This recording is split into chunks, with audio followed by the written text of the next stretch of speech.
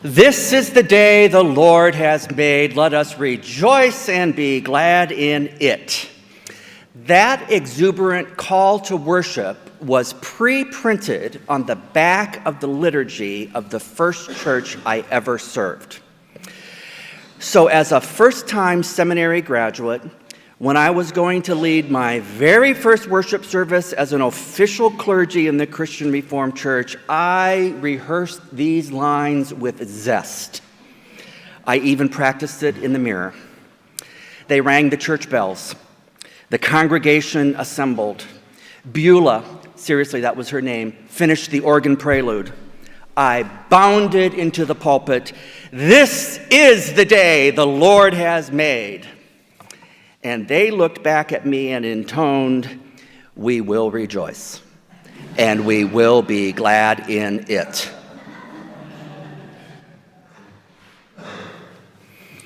I did learn over the course of that summer that their lackluster response was not indicative of the true joy of that congregation. However, and still, in today's text, you heard it no less than 5 times. Paul tells us to think above our anxieties and losses, to not be so dour, to not dwell on the pesky Yodias and Syntychas of life, whether they be the annoying Yodias and Syntychas at church or in the office, or the 2 annoying people fighting in our hearts. No, Paul says, you are to rejoice. And he doesn't just ask it, by the way. It's always in the imperatival sense in the Greek. And then Paul says, I know that secret, and you can too. I know, he says, the spiritual secret of how to face great times and the harshest of times. And I say the word secret because that's the exact word Paul uses. Get this.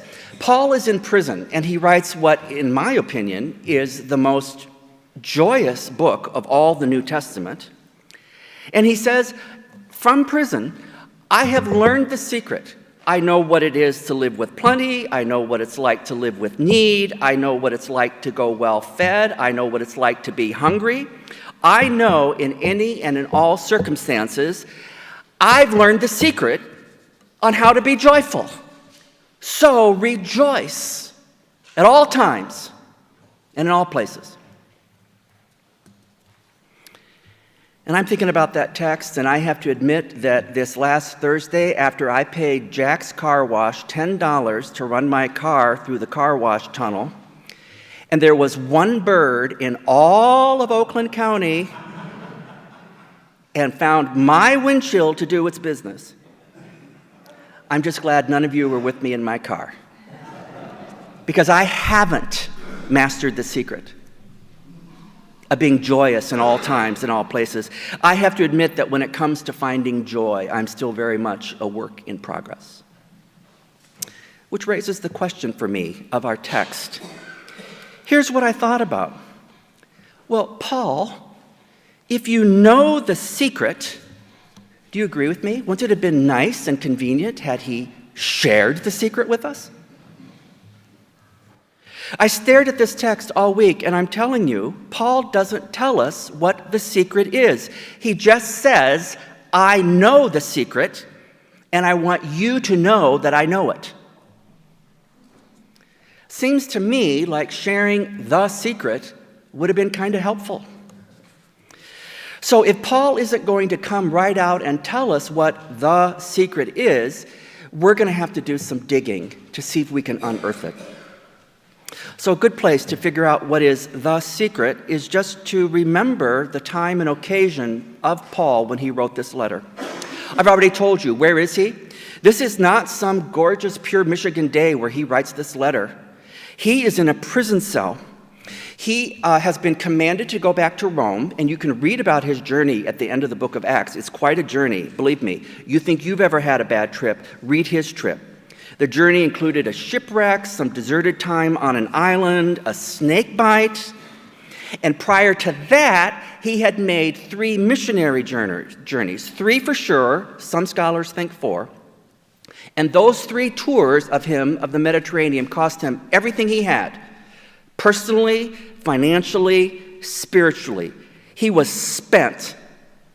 And after this harrowing trip back to Rome, where he's going to stand trial, he quickly writes this letter to the church of Philippi and tells them, when he doesn't even know if he's going to live to see to the end of the day, is that the last thing I want to tell you is rejoice.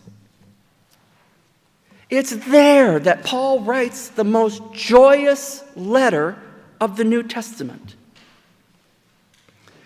So the first thing we need to know is that sometimes Christian joy can look like a man in prison facing death who still is able to write in chapter 1, I rejoice and I will continue to rejoice. Christian joy looks like a man in prison who's able to write in chapter 4, I have learned the secret of being content. Christian joy looks like a man in prison who in chapter 3 writes, even if I am being poured out like a drink offering, I am glad and I rejoice. Christian joy looks like a man in prison who's somehow able still to write, rejoice in the Lord always. Again, I say it, rejoice. Be anxious about nothing, because the Lord is near. And right there could be the first answer to the secret. Where in heaven's name does this inexplainable joy of Paul come from?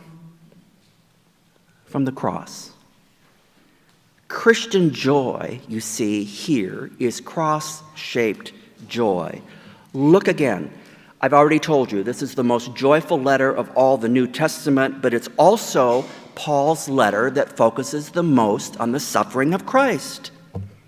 Paul is sitting in a place of trouble, and the cross reminds him not so much that his trouble is a sign from God and that God has abandoned him, but just the opposite. The trouble reminds him, the hardship, that this is the exact path that Jesus also has walked.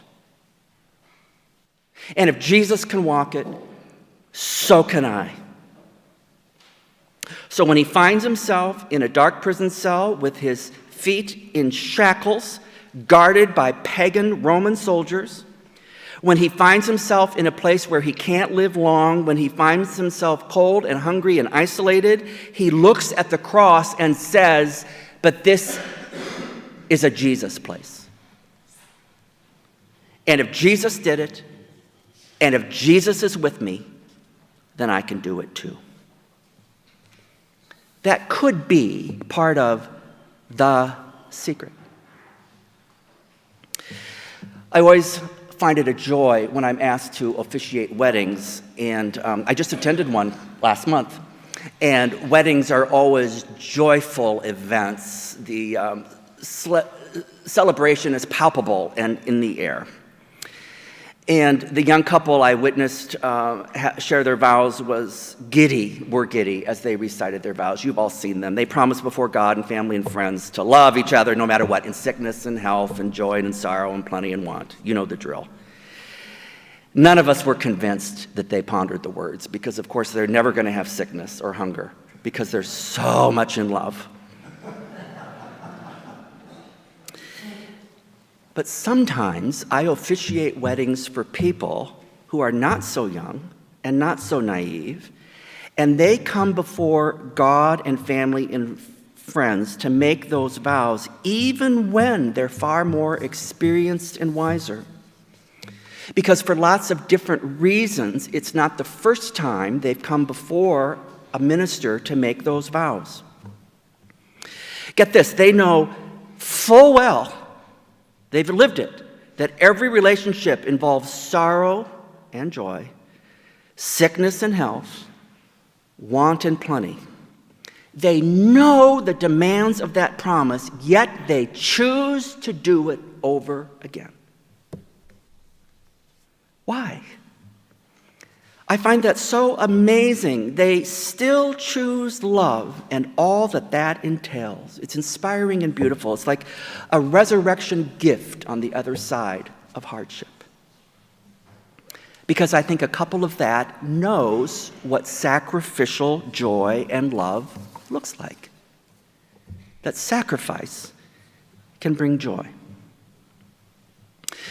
Now, I'm not saying that's the only key to Paul's secret. It certainly would have been nice had he said so and not kept the secret. So there might be another angle, another way we can get deeper, another spade of earth we can dig out of the hole to go even deeper. And for this, I want you to look at the text again.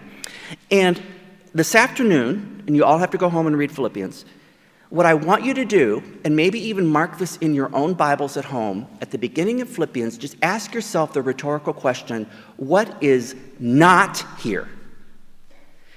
Because you might think that a man in prison facing death unjustly might have maybe even half a verse of pity. You look again at Philippians, you will not find any verse that says, why me? Or where Paul laments, or where Paul blames God, or where Paul blames his family. Nowhere does Paul curse Rome for his horrible circumstances. Nowhere does Paul make a deal with God. If you get me out of this mess, then all whatever. It's simply not there. Paul sees life and suffering going hand in hand. No, why me in Philippians. And so the other secret might be what's not written in our text. No, there is cross-shaped living. There is no why me. And then finally, I think here's the third spade that might get us to the bottom of the secret. And maybe I think Paul doesn't tell us the secret because he assumes in his mind that he's already told us and that we already know it. But for this, you need to go all the way back to Philippians 1. And here it screams right out at you, even though maybe you've never noticed it before. In your Bibles, at home, I want you to circle the very first verse where it says, Paul and Timothy, servants of Jesus Christ. And you circle the word servant, because it is so interesting that Paul would need to tell the Christians in Philippi that he was a servant, because they already knew that. Paul was their pastor. He knew his role. They knew his role. They knew he was a servant. They supported him as a servant. We heard that. He loved them. He loved them. They already know who he is. There was no reason for Paul to describe himself in verse 1. And yet he does. Why? Because it's not for information. It's for inspiration. He's reminding them, look, you're going to read this letter, you want to find joy, you start by remembering that you're a servant.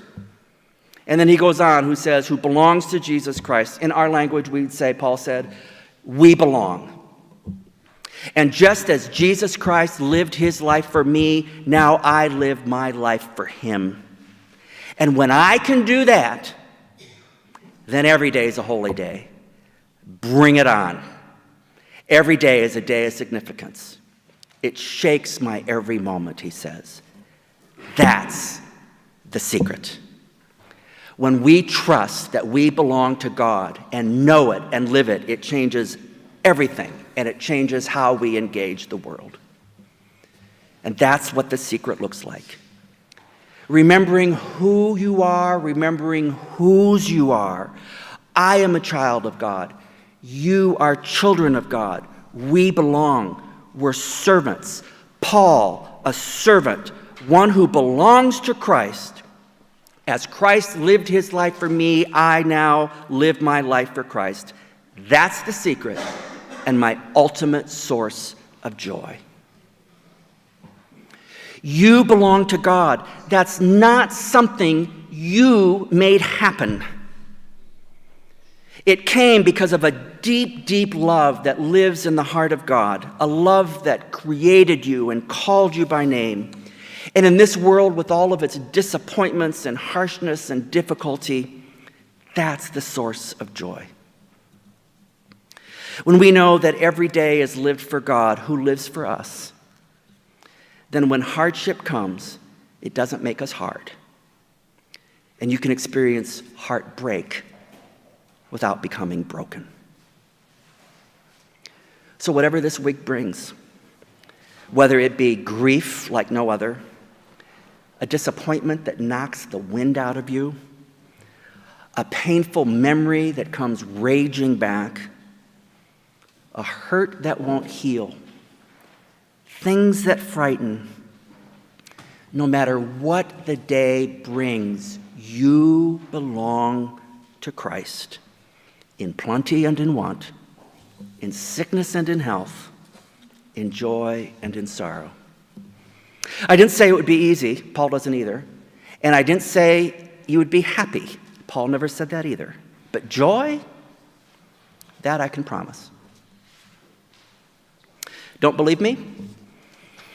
So we're going to try an experiment. Here are some cross-shaped, no, why, me, servant applications you can do to prove out this text. And I want to thank Ann Voskamp and her blog this week for helping me with ideas. Here's how you can find joy. First, try adding a little more Thanksgiving to your week. Thanksgiving in June. That's what we're declaring today at North Hills Church. Try it. We don't have to wait till November. This week, I want you to think of two people and maybe just one situation for which you're thankful and write it down. And here's the rule. You have to be specific. You're not just going to say, I'm thankful for Mary Baker. You say, I'm thankful for Mary Baker, who makes 2 trips a week here from Dearborn in order to lead our singing so powerful. Or try this. Gift someone with a gift of presence. You know, when you think a conversation is over and you're going to get up and go, you say, I'm going to give it 5 more minutes. Scribble down a thank you note for your letter carrier. Leave it in the mailbox where you know they'll find it, and then watch through the blinds, the smile on their face, because nobody remembers mail carriers. Here's another good one, speaking of smiling. Choose the ministry of smiling. Everyone you see today, forget the resting face, you smile. It's contagious. At the stoplight on your way home, don't have to wave, just turn and smile at the guy. They won't know what to do. Our daughter worked as a cashier in a grocery store 2 summers ago, and it was news, text-worthy news, when a customer would smile at her and engage her and say thank you. Isn't that sad? You don't have to be that person. You can smile and say thank you. So challenge yourself today to say thank you as to many people as you can. Here's another thing. Give away something that you find hard to give away.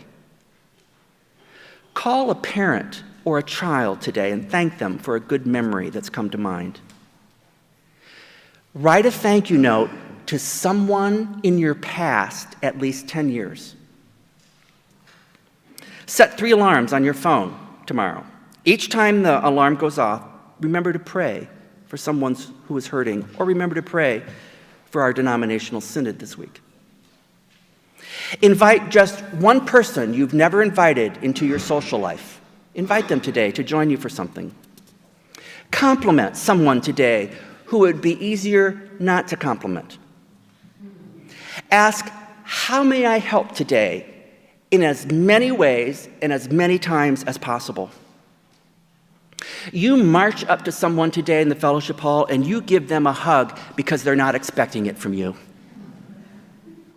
Take a look and take seriously every week in the Connected that little box that says who has a birthday this week. Remember them. That's all you have to do. Text them, call them, drop them a note. See how you can live the secret? Service, cross-shaped, no why me stuff. Now, once you have your list, there's only one more thing I'm going to ask you to do. After you do those things on your list, one thing or all of them, I don't care. After you do it, Then ask yourself, now, how joyful was that? Amen.